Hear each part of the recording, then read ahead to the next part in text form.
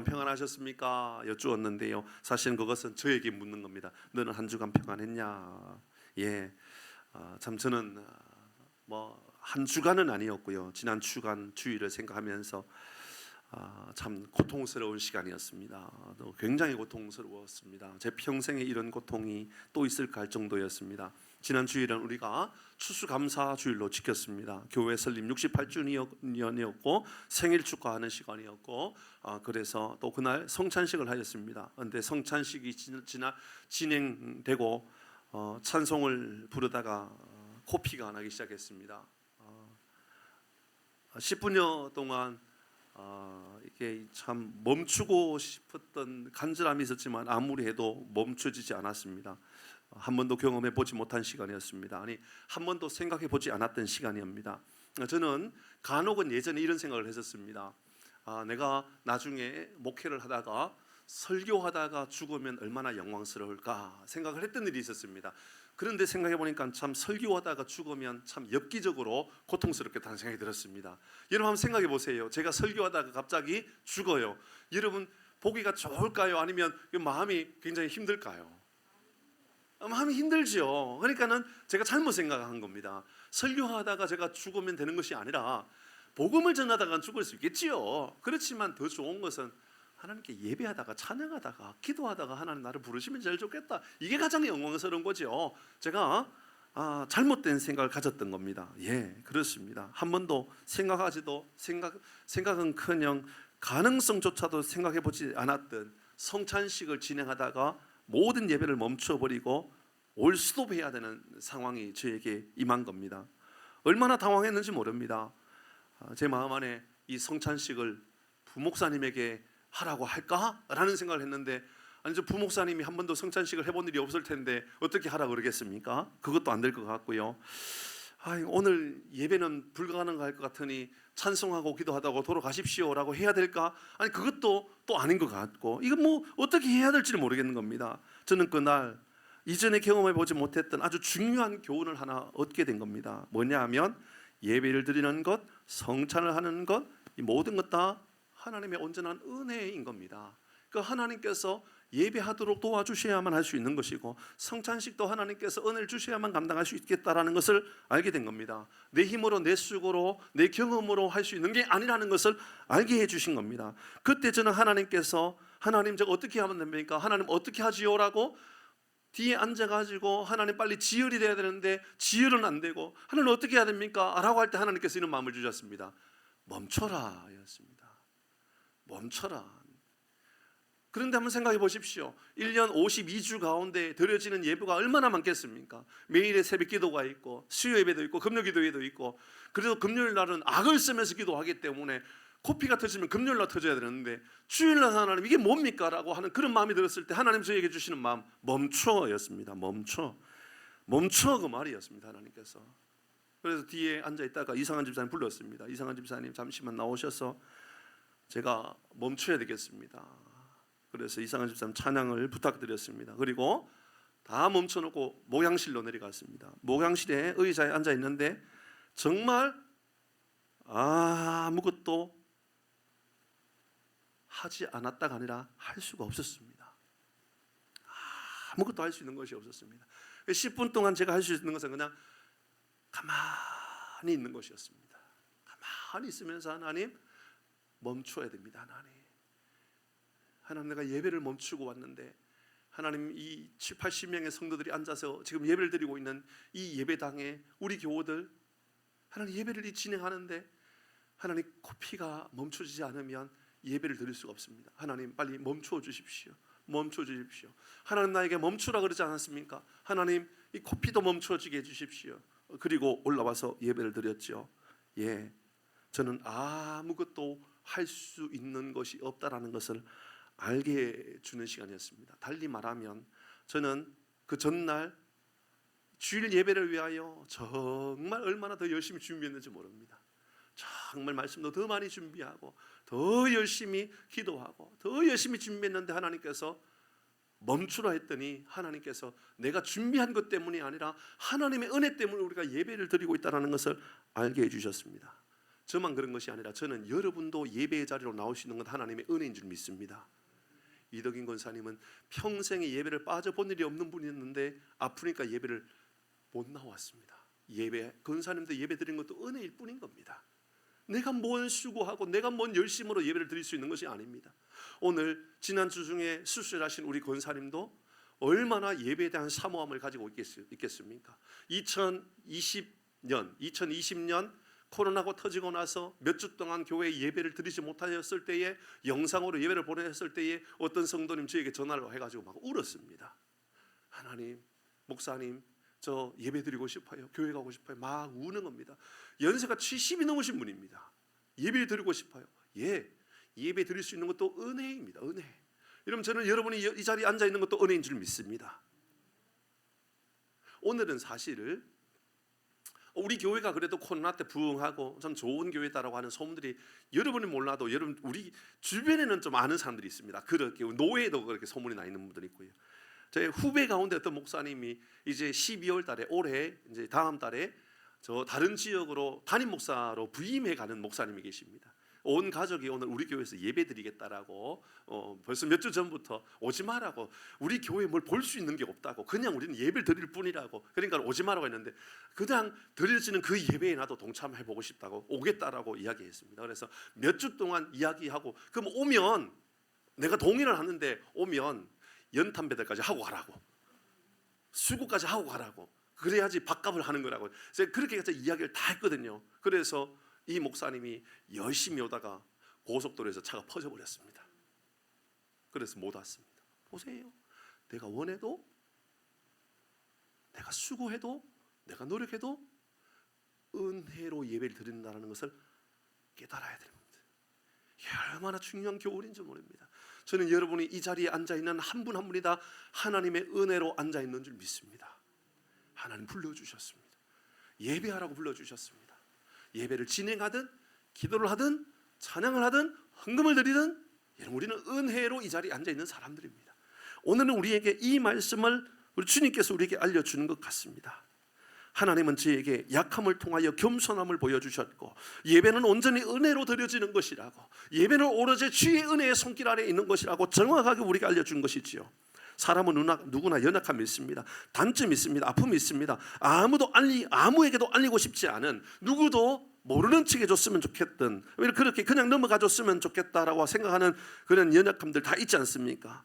우리를 훈련시키시고 연약함이 또 우리 하나님의 영광이 더 드러나게끔 하고자 하는 그 연약함들은 누구나 다 있는 법 아니겠습니까? 그럼 기분 씨가 쓰는 책 중에 풍경과 상처라고 하는 책이 있습니다. 이 책입니다. 풍경과 상처, 이 책에 보면 대나무의 상처, 대나무의 속빔이라고 하는 글이 나옵니다. 대나무의 속빔. 대나무 안에 속이 비어 있죠? 맞죠? 대나무 안에 속이 비어 있습니다. 그런데 말이죠, 대나무는 묘합니다. 대나무는 속이 비어 있지만 단단합니다. 맞죠? 대나무는 올곧게 서 있습니다. 맞죠? 웬만하면 부러지지도 않습니다. 맞나요? 그게 대나무입니다. 그런데요, 보는 이가 무엇을 보느냐에 따라 대나무는 다르게 나타납니다. 예를 들어서 대나무의 빈 속빔을 봅니다, 사람이. 그러면 그 대나무가 어떤 역할을 하게 되느냐면 피리가 됩니다. 대나무가 비어 있구나, 소리통을 만들어서 잘라서 피리를 만듭니다. 다음 사진이죠. 피리, 예쁜 피리, 예쁜 소리를 내는 피리가 됩니다. 그런데 말이죠, 대나무의 강찜이라고 하는 빈 속은 사실은 단찜과 같은 거 아닙니까? 나무가 비어가지고 뭐 어디 쓰겠습니까? 근데 단찜과 같지만 그거 잘라가지고 아름다운 소리를 내는 피리가 만들어질 수 있지만 대나무가 단단하지 않습니까? 올곧게 세워져 있지 않습니까? 그러니까 이 대나무를 내가 활용해야 되겠다, 장점을 활용해야 되겠다라고 생각하지만 그거 자칫 잘못하면 이렇게 사용되어질 수도 있습니다. 보여주시죠. 뭐죠? 죽창입니다. 죽창. 여러분, 죽창은 어디에 씁니까? 사람을 죽이는 데 사용합니다. 같은 대나무지만 보는 이의 시각에 따라서 이것이 빈 속을 바라보면 노래하는 피리를 만들 수 있지만, 강하다고 생각했던 그 나무, 대나무, 올곧게 세워져 있다고 생각했던 저 나무를 자칫 잘못 자르면, 끝을 잘라서 사용하면 죽창이 되어서 전쟁에 사용하고 사람을 죽이는 일에 혹은 동물을 죽이는 일에 이 나무가 사용되어질 수도 있는 겁니다. 그래서 이 김훈 씨는 풍경과 상처라고 하는 책에서 이렇게 표현합니다. 많은 사람들이, 그 다음 화면입니다, 대나무 숲입니다. 예쁘죠? 너무 멋있습니다. 대나무 숲을 걸어가면서 이 안에서 끊임없는 다툼이 우리의 인생에 일어난다. 빈속을 바라보면서 피리를 만들 것인가, 올곧게 세워져 있는 것을 보면서 죽창을 만들 것인가. 저는 여러분은 죽창의 인생, 누군가를 찌르고 누군가를 죽이는 일에 쓰임받고 싶습니까? 아니면 누군가를 춤추게 만들어주는, 누군가를 노래하게끔 하고 누군가를 행복하게 만들어주는 피리의 인생이 되고 싶습니까? 이런 피리가 되기 이전까지 대나무는 빈속이라고 놀림을 받고, 그 쏙이 비어서 어디에 쓰겠느냐라고 아무짝에도 쓸모없는 나무인 것처럼 불려질지도 모릅니다. 하지만 빈속이 아름다운 노래를 만들어줄 수 있다는 것은 오늘 본문이 우리에게 주시는 메시지처럼 연약하지만 우리 주님께서 이 나무를 통하여서 노래하신다면, 이 예수님께서 우리의 삶에 들어오신다면, 성령의 바람이 우리의 삶에 통과된다면 우리는 얼마나 위대하고 아름다운 쓰임을 받을 수 있을까를 생각하게 하는 것이죠. 바울에게는 가시가 있었습니다. 많은 사람들이 이 가시에 대하여 안질 아닐까? 간질 아닐까? 아니면 지나친 속병이 아닐까? 아니면 이 사람은 엄청난 이 두통에 빠져 있는 사람이 아닐까 이야기합니다. 예, 간질도 안질도 어떤 병도 그를 편안하게 하지 않습니다. 편안하게 할 수가 없습니다. 만약에 이곳에 앉아 계시는 분들 가운데 연세 드신 분들뿐만 아니라 젊은 분들도 마찬가지입니다. 여러분 20대든 30대든 만약에 두통이 심하다든지 혹은 막 눈이 계속 아픈다든지 눈에서 막 고름이 자꾸 나온다든지 그러면 예배 집중할 수 있을까요? 없을까요? 예배 제대로 드릴 수 있을까요? 아닐 겁니다. 바울은 복음을 증거하는 증거자입니다. 근데 간질이 알지 않습니까? 복음을 전하는데, 설교를 하는데 갑자기 퍽 쓰러지더니 입에서 거품을 막 입에서 토해내고 있습니다. 그럼 복음을 증거하는데 도움이 될까요? 방해가 될까요? 사람들이요, 너나 잘해라고, 너나 그 하나님께 도움을 구해고, 너나 회복하라고 이런 욕을 얻어먹지 않겠습니까? 그 간질 혹은 안질이 안 좋아가지고 성경의 말씀에 보면 성경을 기록할 때 편지를 쓰는데 대피를 하게 됩니다. 다른 사람에게 편지글을 쓸 때에 도움을 청합니다. 그래서 대신 쓰게 합니다. 혹은 큰 글씨로 성경을 쓴다라고 이야기합니다. 잘 안 보이니까 그렇게 말하기도 합니다. 그리고 갈라디아서에 보면 바울이 무슨 이야기를 하느냐 하면, 여러분들이 나를 너무너무 사랑하는데 그 사랑이 내가 어떻게 느껴지느냐 하면, 여러분 나를 위해서는 여러분의 눈이라도 빼가지고 나한테 줄 사람으로 그렇게 표현하고 있습니다. 그만큼 눈이 안 좋았던 것이 사실입니다. 이런저런 상황들을 볼 때에 바울은 그 가시가 너무 고통스러웠습니다. 복음을 전하는데 방해가 되었고, 삶을 살아가는데 방해가 되었고, 어디에도 유익한 것이 하나도 없는 육신의 가시였습니다. 너무너무 아팠습니다. 너무 힘들었습니다. 사역도 어렵고 여러 가지 다 모든 정황상 쉬운 일이 하나도 없었습니다. 이것을 바울은 이렇게 말한 겁니다. 오늘 말씀을 보면 7절 말씀입니다. 이렇게 말합니다. 같이 읽어봅니다. 시작. 여러 계시를 받은 것이 지극히 크므로 너무 자만하지 않게 하시려고 내 육체의 가시 곧 사탄의 사자를 주셨으니 이는 나를 쳐서 너무 자만하지 않게 하려 하심이라. 여러분, 그가 육체의 가시를 무엇이라고 표현했죠? 사탄의 사자라고 이야기하고 있습니다. 육체의 가시는 어디가 아픈 거예요? 몸이 아픈 겁니다. 몸. 눈이 아프든 머리가 아프든 속이 아프든 간질이든 몸이 아픈 겁니다. 몸이 아픈데 지금 그 몸이 아픈 것을 어떻게 표현했냐면 사탄의 사자라고 말합니다. 사탄의 사자는 어디에 영향을 미치죠? 먼저는 영혼입니다. 영혼. 그러니까 이렇게 이해할 수 있죠. 몸이 얼마나 아팠으면, 몸이 얼마나 고통스러웠으면 영혼이 병들 정도로 아팠다, 그 말입니다. 여러분, 영혼이 사탄의 사자로 인하여 공격을 받았다. 그래서 사탄의 사자, 영혼이 나를 힘들겠다라고 그런다면 가장 우리의 영혼이 힘들어지는 경우는 어떤 걸까요? 당연히 하나님 혹시나 나를 버리신 것은 아닐까? 내가 구원을 못 받은 것은 아닐까? 왜 내가 기도하는 것은 하나님 응답하시지 아니하시지? 왜 하나님은 나를 도와주시지 아니하시지? 왜 다른 사람은 기도하는 것마다 응답받는다 그러는데, 왜 다른 사람은 기도하는 것마다 다 좋은 길이 열린다 그러는데 나는 왜 이렇게 내 영혼이 무너지고 내 마음이 무너지고 꼭 하나님이 없는 것처럼 느껴지는 이유가 뭘까? 그러니까 사도 바울이 말하는 육체의 가시 곧이라고 하는 이 말, 사탄의 가시라고 하는 것은 육신이 아픈 게 어디까지 영향을 미쳤느냐면 마음과 영혼까지 마음에 영향을 미쳤다 그 말입니다. 그런 이들 있지 않습니까? 가정에 어려움이 생깁니다.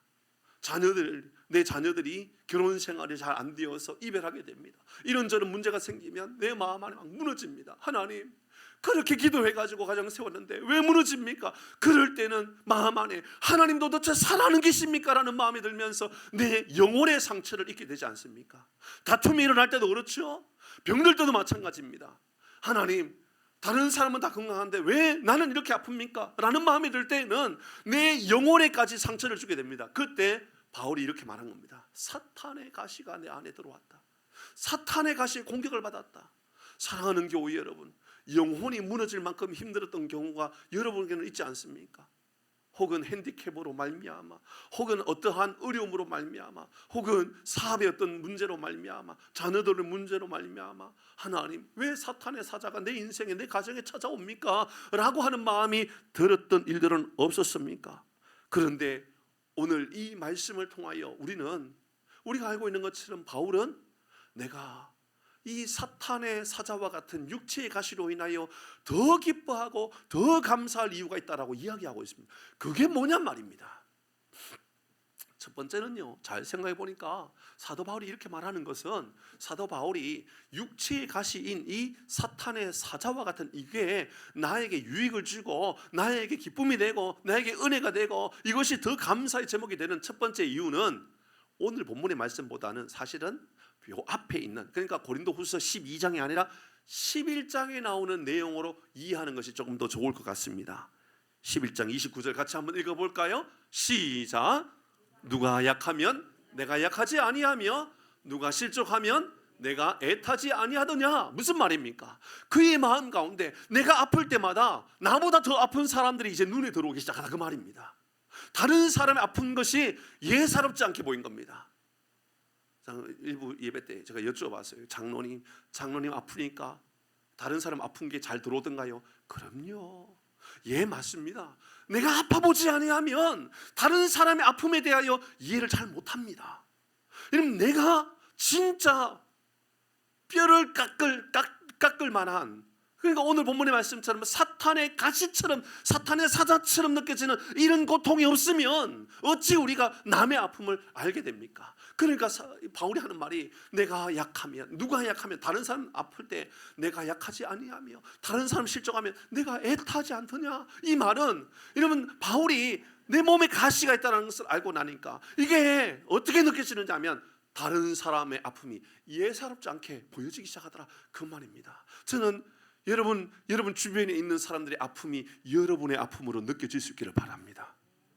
우는 자와 함께 울고 웃는 자와 함께 웃을 수 있는 삶을 살아가는 것, 이게 그리스도인이 아닙니까? 바울은 지금 자신의 가시, 육체의 가시를 통하여 깨달았던 감사는 바로 다른 사람의 아픔이 이제 내 아픔으로 이제 다가오게 되었다 그 말입니다. 달리 말하면 이제 사역이 깊이가 달라진 겁니다. 그러니까 바울은 이제 어떤 삶을까지 살아가느냐면 땅끝까지라도 로마에 가서라도 내가 복음을 전할 수 있다. 왜냐? 이전에 내가 어떤 나쁜 사람이었는지 알기 때문에 내가 예수 믿는 사람을 잡아가지고 가두어버리고 죽여버리고 이런 삶을 살았으니까 이제 이러면 바울의 눈에는 그렇게 살아가는 사람이 보이는 거예요. 예수를 멸하고 예수를 믿는 사람들, 힘들게 했던 그 사람들이 다 눈에 보이는 거예요. 그래서 그들이 이제 못돼 먹은 사람으로 보이는 것이 아니라 불쌍히 여기시는 거예요. 예를 들어서 어떤 사람이 이전에 무당같이 살아가는 거예요. 막 못되게 살아가요. 그러면요, 제가 경험한 사람이에요. 무당으로 살아가다가 예수님을 만나니까요, 무당을 볼 때마다요, 저는 참 불쌍하다 이 정도가 아니에요. 너무너무 울면서 애타하면서 너무 마음에 깊은 말에 막아요. 저렇게 살면 큰일 나는데, 저런 인생은 안 되는데, 이런 마음이 드는 거예요. 그러니까 내가 예수를 핍박하고 예수 믿는 사람을 힘들게 하고 살아갔다 보니까 이제 주변에 내가 복음을 전하다가 나를 힘들게 하고 소금을 뿌리고 물을 뿌리는 사람을 보면, 아니 내가 뭘 잘못했다고 말이야, 내가 10원짜리 여기라도 던지고 가야지, 이런 마음이 드는 것이 아니라 그들이 불쌍해 보이는 거예요. 얼마나 하나님을 모르면, 얼마나 예수를 모르면 저런 삶을 살까, 이런 마음이 들기 시작하더라, 그 말입니다. 바울이 복음을 증거할 때, 여러분 다메섹에서 복음을 증거하는데 어려움을 당합니다. 사람들이 나를 잡아 죽이려고 그래요. 그러니까는 바울이 어떻게 하느냐 하면 이 돌 창문에다가 줄을 묶어 가지고 광주리를 달아 가지고 그곳에 올라타 가지고 내려가는 거예요. 그렇게 도망을 갔던 바울의 모습이에요. 예전엔 내가 자랑할 것이 너무 많았는데 이제는 연약한 모습들도 이제는 고백할 수 있는 사람이 된 거예요. 연약함도 아릴 수 있는 삶을 살게 된 거예요. 그게 연약함이 아니라 도리어 하나님의 강력한 도우심을 힘입은 삶을 살게 되었다라고 하는 믿음의 고백이 있게 된 것이죠. 사도행전 14장의 말씀을 보면 바울과 바나바가요 안디옥과 이고니온과 루스드라에서 복음을 전하다가 안전뱅이를 만났는데 그 안전뱅이를 고쳐주게 되어요. 그 사람을 살리게 된 것이지요. 근데 그 모습을 보고 유대인들이 선동을 해가지고 바울을 돌로 쳐서 죽이려고 합니다. 그러니까는 이 바울이 돌에 맞아가지고 몸에 막 피투성이가 된 거예요. 그러니까 피투성이가 되니까는 얼마나 힘들었겠어요. 얼마나 고통스럽겠어요. 근데요, 바울이 보니까는 이 유대인들이 보니까 바울이 피투성이가 돼갖고 쓰러져 있는 그 모습이 저 기절했다, 죽었다, 끝났구나 이렇게 보여진 거예요. 그러니까 사람들이 둘둘 말아가지고 성 밖에다 그냥 던져버린 겁니다. 죽었다라고 생각한 거예요. 근데 바울이 어떻게 되죠? 이튿날 성경에 써 있어요. 이튿날 바울이요 툴툴 터들고 일어나가지고 다시 그 성에 들어갑니다. 어떻게 그렇게 될 수 있었을까요? 침을 뱉으면서 에이 재수 없다. 내가 나쁜 짓 했냐 이거. 이곳에서 내가 복음을 전하고 내가 이곳에서 생명을 살리고 이 안전뱅이를 고쳐주었는데 나를 감히 이렇게 천대하고 나에게 돌을 던져라고 욕을 하고 다른 동네로 가는 것이 아니고요. 바울이 이제 그들을 보면서 불쌍히 여기는 마음이 든 거예요. 나보다 연약한 사람이 이제 눈에 보이기 시작하는 거예요. 저는 우리 모든 교우들의 눈에 여러분보다도 더 연약한 사람들이 눈에 보이는 은혜가 있기를 바랍니다. 그런 삶을 살았으면 좋겠어요. 여러분보다 잘나고 많이 가지고 훌륭한 사람 보면서 와 부럽다, 와 부럽다. 여러분 그 열등감에 빠져가지고 남을 부러운 것만 바라보고 살아가는 인생이 아니라 하나님께서 나를 이렇게 병으로 나를 이렇게 힘들게 한 것은 나보다 더 어려운 사람들도 있고 나를 통하여 다른 사람을 구원하시기 위한 하나님의 방법이 있구나라고 하는 이제 영적인 눈이 열려지는 것이지요. 교회 마당에다가 똥을 싸놓고 가도 이제는 그래 괜찮다. 그게 큰 대수냐. 치우면 되지, 청소하면 되지. 여러분의 마음이 더 깊은 바다와 같은 마음이 여러분의 마음이 되기를 바랍니다. 여러분 가족을 대할 때에도 사람들을 대할 때에도 넓은 마음이 좀 만들어졌으면 좋겠습니다. 이해심은 더 많아졌으면 좋겠습니다. 용납하는 마음이 더 깊어졌으면 좋겠습니다. 약하면 누가 약하면 내가 약하지 아니하며 누가 실족하게 되면 내가 애타지 아니하더냐. 얼마나 넓은 마음을 가지게 되었습니까? 여러분 아픔이 웬만해서는 이제는 불평과 원망이 사라지고 도리어 다른 사람을 격려해 주는 마음으로 바뀌어졌다 그 말입니다. 두 번째는 여러분 오늘 본문의 말씀을 통하여 우리가 알게 된 그 말씀입니다. 가시를 통하여 나를 겸손하게 하시고 가시를 통하여 하나님 은혜를 베풀어 주시고 가시를 통하여 이제 하나님이 내 인생에 들어오셔서 하나님이 직접 일하시기를 원하시는구나를 깨닫게 되었다 그 말입니다. 7절을 다시 한번 더 읽어봅니다. 시작. 여러 계시를 받은 것이 지극히 크므로 너무 자만하지 않게 하시려고 내 육체에 가시곤 사탄의 사자를 주셨으니 이는 나를 쳐서 너무 자만하지 않게 하려 하심이라. 자만하지 않게 하려 하심이라 두 번이나 말합니다. 그렇죠? 한 절에서 다시 자만하지 않게 하려, 다시 자만하지 않게 하려. 왜요? 바울이 가시를 통하여 그래 내가 교만하면 안 되지. 그래 내가 교만하면 안 되지. 왜 이런 말을 했을까요? 바울이 자랑할 게 너무 많은 사람이기 때문에 그런 거예요. 너무 많은 거예요. 바울을 생각해 보면 학벌 좋지요. 가문 좋죠. 많이 배웠죠. 기적을 행하는 사람이죠. 바울이 기적을 행하는 사람 아닙니까? 근데 그보다도 우리 모두가 다 경험하고 싶은 거 있지 않습니까? 천국을 본 사람이에요. 천국을. 오늘 우리는 고린도후서 12장을 읽고 있는데요 7절 이후의 말씀인데 그 앞에 있는 1절부터 말씀을 쭉 읽다 보면 천국 곧 삼층천을 보고 왔다 그렇게 이야기를 해요. 삼층천.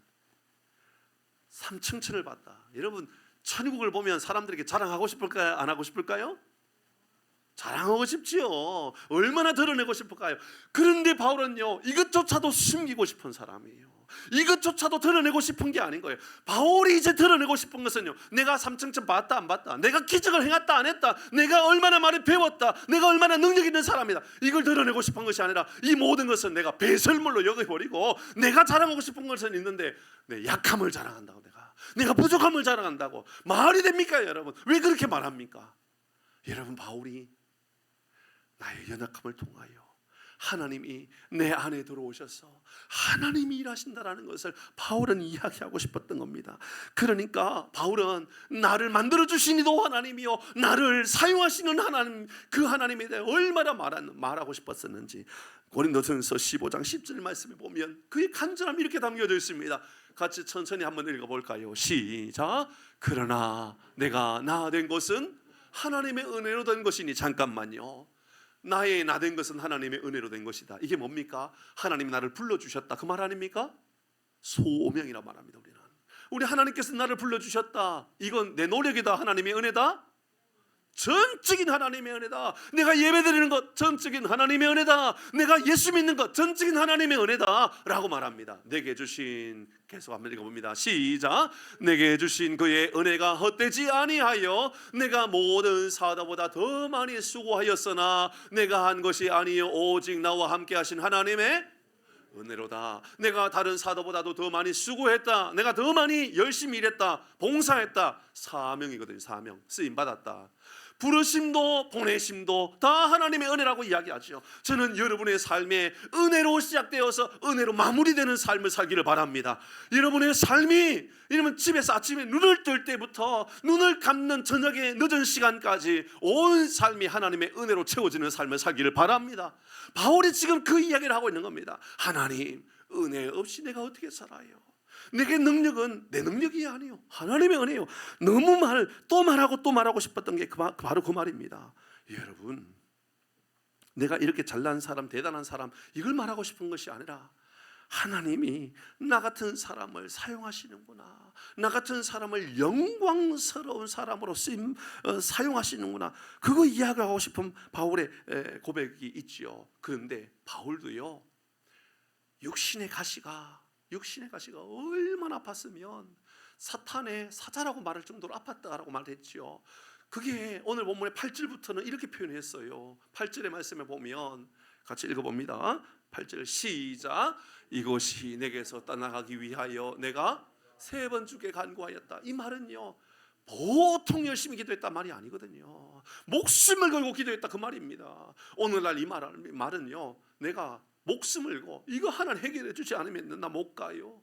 하나님, 내가 이거 해결해 주지 않으면, 오늘날 말한다면 금식을 하면서 때를 쓰면서 하나님 제발 이렇게 하나님께 고침을 달라고 이야기하는 거예요. 그런데 9절 말씀입니다.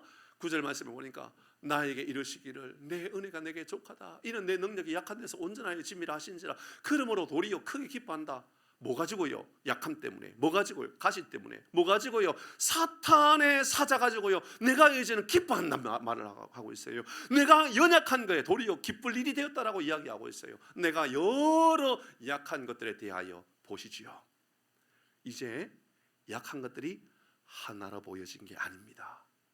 여러 약한 것들에 대하여 자랑하리니. 뭐냐면 내가 돌아보니까 잘난 것도 많았지만, 아니 그 잘난 것 때문에 하나님 나를 사용한 것이 아니라 약한 것들이 너무 많은데, 고집센 것도 내게 약함이고, 내 눈이 약한 것도 약함이고, 또 뭐 머리가 아픈 것도 다 약하지만 하나님이 이것을 나에게 자랑으로 여기게끔 하더라. 달리 말하면 이걸 도리어 하나님이 영광스러운 사람으로 쓰임받는 도구가 되게 해주셨다, 이렇게 말을 하고 있는 겁니다. 그래서 10절 말씀에 보니까 마무리를 할 때 이렇게 말합니다. 그러므로 내가 그리스도를 위하여 약한 것들과 능력과 궁핍과 박해와 곤고를 기뻐한다라고 이제 도리어 이야기합니다. 이것 좀 얻게 해달라고, 약한 것 좀 얻게 해달라고, 능력받는 것 좀 얻게 해달라고, 궁핍한 것, 가난한 것 좀 얻게 해달라고, 내가 박해받는 것 좀 얻게 해달라고, 공고하실 것을 좀 얻게 해달라고, 그렇게 때를 쓰면서 하나님께 은혜를 구했는데, 여러분 다시 한번 돌아보십시다. 그렇게 기도하면 안 됩니까? 여러분 아플 때 하나님께 고쳐달라고 기도하면 안 됩니까? 저는 여러분이 하나님 앞에 아플 때 기도하기를 바랍니다. 문제 아니에요. 이런 가난한 사람이 있습니까? 하나님께 은혜를 구하세요. 가난하면 떠나가고 하나님께서 주시는 부유함을 달라고 기도하면 하나님께서 필요에 따라 주실 줄 믿습니다. 이러면 능력을 받고 있습니까? 혹은 궁핍합니까? 혹은 박해를 받고 있습니까? 하나님께 기도하세요. 전혀 문제가 아니에요. 그런데 말이죠, 기도하는데요, 이게 응답을 받는데 없어진 것이 아니라 세상에 뭐가 바뀌냐면 내가 바뀌었어요. 내 말이 바뀌었어요. 여러분, 약한 것이 바뀐 것이 아니고, 능력이 바뀐 것이 아니고, 궁핍이 바뀐 것이 아니고, 박해가 바뀐 것이 아니라 뭐가 바뀌냐면 내 말이 바뀌었어요. 저는 먼저 바뀌어야 될 것이 있다면 여러분이 말이 바뀌어야 되는 줄 믿습니다. 말이 바뀌어야 돼요. 우리의 입술이 바뀌어지는 거죠. 그때 바울은 이렇게 말합니다. 내가 약한 그때에 강함이라. 바울의 기도는 명분 있는 기도예요. 사역을 위하여 하나님 이거 고쳐줘야 됩니다라고 분명한 명분을 가졌단 말입니다. 그럼에도 불구하고 안 고쳐준 것은 도리어 하나님의 기가 막힌 하나님의 계획하심이 있다라고 믿었다, 그 말입니다.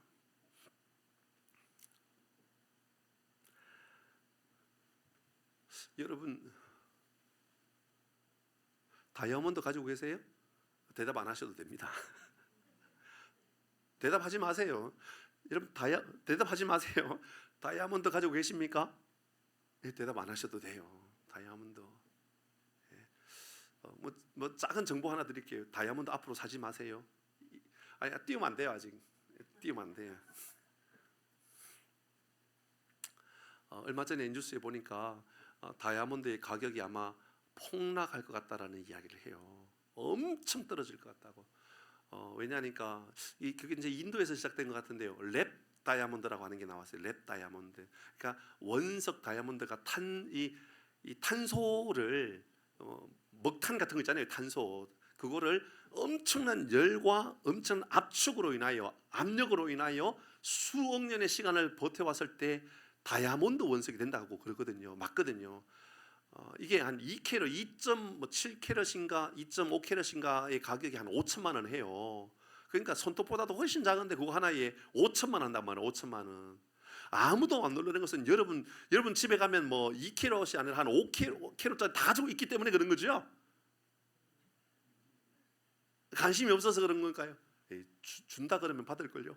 안 받습니까? 대단한데요. 저한테 줘보세요. 제가 바로 왔죠. 그런데 얼마 전에 뉴스에 이런 뉴스가 나왔어요. 랩 다이아몬드라고 해서 이걸 기술적으로 열과 압력을 줘봤더니 1억 년이 필요한 것이 아니라 짧은 시간 안에 다이아몬드가 만들어진 거예요. 그래서 5천만 원짜리 똑같은 크기가 매매가 되는데 800만 원에 매매되고 있어요. 그런데 이걸 현미경 가지고 전문가가 확인해 봤더니 차이가 하나도 안 나는 거예요. 그러니까는 이게 랩 다이아몬드인지 진짜 다이아몬드인지 구별이 안 되는 거죠. 그러니까 다이아몬드는 앞으로 가격이 확 떨어질 수 있습니다. 아주 좋은 정보니까 하여튼 그래요. 다이아몬드 가격 올라갈 일은 별로 없을 겁니다. 다이아몬드 색깔이 무슨 색깔이죠? 예, 이제 띄워주시면 됩니다. 투명 색깔입니다. 그런데 다이아몬드에 색깔이 있기도 합니다. 이걸 펜시칼라 다이아몬드라고 부르거든요. 이렇게 봅니다. 펜시칼라 다이아몬드라고 하는 다이아몬드가 있습니다. 같은 수준의, 같은 질량의, 같은 퀄리티의 다이아몬드 중에 뭐가 더 비쌀까요? 펜시칼라 다이아몬드가 더 비싸답니다. 그런데요, 놀라운 건 펜시칼라 다이아몬드의 저 안에 색깔을 내는 것은 다이아몬드 안에 불순물이랍니다. 쓰레기같이 없어져야 되는 것들이라는 거죠. 이게 빛이 비춰지면서 칼라를 만들어 더 예쁜 다이아몬드를 만든다, 그 말입니다. 하나님 우리를 존귀한 사람을 만드셨습니다. 우리 안에 찌꺼기와 우리 안에 불순물과 우리 안에 약함과 우리 안에 단점과 우리 안에 가시를 하나님의 은혜가 비춰지면 펜시칼라 다이아몬드보다도 훨씬 빛나는 인생으로 만들어 주십니다. 이런 것을 믿으셔야 됩니다. 우리 안에 가시를 두신 이유는 우리를, 우리의 인생을 훨씬 더 아름다운 인생으로 만들겠다라고 한 하나님의 마음이 있는 줄 믿으시길 바랍니다. 더 빛나고 더 존귀하고 더 하나님의 은혜로 쓰임받는 인생을 만들어주시고자 하는 하나님의 계획하심, 하나님의 능력이 이 안에 비춰지기를 원하시는, 그래서 다이아몬드의 빛이 비춰지면 그 안에 불순물들이 도리어 빛나게 하는 다이아몬드가 되게 하는 것처럼 우리 인생도 누가 보아도 단점이고 누가 보아도 별로 드러낼 게 없는 것처럼 보이는데 이게 도리어 빛나게 하는, 왜 그럴까요? 내 안에 무엇을 담고 있느냐에 따라 달라지는 거죠. 말씀을 마무리합니다. 사랑하는 성도 여러분, 저는 말씀을 묵상하면서 이런 생각을 가졌어요. 저는 목회하면서 공부 좀 많이 하고 좋은 학교 출신이고 또 기도할 때 막 기적이 나타나고 막 신비롭고 놀라운 능력이 많이 나타나는 그런 목회를 하면 정말 얼마나 대단한 목회를 하게 될까라는 생각을 하면서, 제가 아는 어떤 분은 그래도 목회하면서 제일 필요한 게 말 좀 잘하는 거니까 웅변학원을 다녀야 되겠다. 그래, 웅변학원 다니는 목사님 계십니다. 제가 뭐라 할 수는 없습니다. 왜냐, 그분의 약함이 있었기 때문에. 사투리가 너무 심해가지고 교회 장로님들이 목사님 제발 학원에 가가지고 이 사투리 좀 고치라고, 사투리 좀. 그래서 결국은 웅변학원 가가지고 사투리 고쳤을까요? 못 고쳤을까요? 못 고쳤어요. 안 고쳐지는데요. 그래서 결국은 저 지방에 담임 목회로 갔어요. 그냥 내려가셨어요. 아니 못 고치는데 어떻게 해요? 저도 한동안은 제 마음 안에 말을 좀 잘하는, 그래서 설교 잘하는 저분 보면 저분은 내용은 없는데 어떻게 말을 저래 잘할까, 발병가구나 라는 생각이 들면서 나도 웅변학원을 좀 다녀볼까라고 생각했는데, 저는 이 말씀을 묵상하면서, 물론 전에 이미 생각했던 거지만 제 마음 안에 진짜 목사는 말 잘하는 목사가 아니라 예수가 담겨있는 목사구나. 아멘 좀 하세요. 여러분의 목사가 그래도 풍산교회 목사가 말 잘하는 목사가 아니라 예수가 담겨져 있는 목사가 되어야 되지 않겠습니까? 저는 진짜 성도는 예수의 은혜의 바람이 부는 성도가 진짜 성도인 줄 믿습니다. 우리 풍산교회가 진짜 좋은 교회가 된다 그러면 예수의 빛이 비춰지는 교회가 진짜 좋은 교회가 되는 것이지요.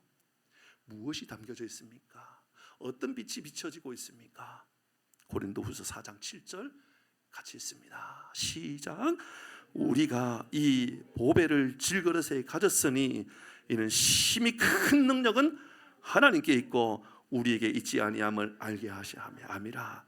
깨질 것 같은 질그릇이라도 예수를 담고 있으면 하나님의 능력이 예수로 말미암아 우리를 하나님께서 사용하셔서 우리를 위대하게 사용해 주실 줄 믿습니다. 찬양하십시다. 아무것도 두려워 말라. 우리 같이